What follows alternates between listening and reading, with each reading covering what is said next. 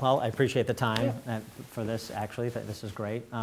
Yeah, a little bit about me. Last 15 years since I graduated from Northwestern University in 1994, I've been in the Illinois political arena. I've run campaigns at every level of elective office. I've served in state and local government. Last 5 years, I've been a small businessman running a public relations business I started in the city of Chicago. And I've also done a lot of radio work for WLS and written for outlets including Human Events and School Reform News. So I've always been involved in the policy arena because this is really where my passion is, public policy, even more so than electoral politics.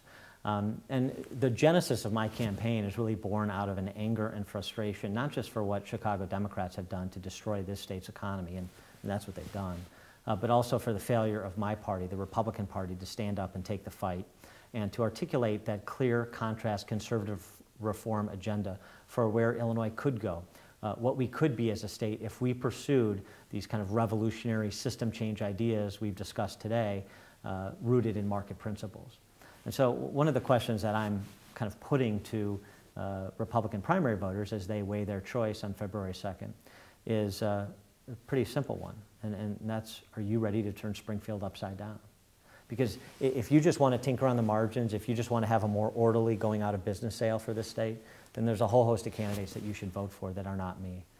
But if you want to completely revolutionize state government, rethink the big ticket systems that are supposed to improve our quality of life and expand economic opportunities and have done just the opposite over the last several generations, then I'm the only candidate speaking in the parlance of policy revolution and the only candidate offering specific ideas with respect to these big ticket systems consistent with that value proposition.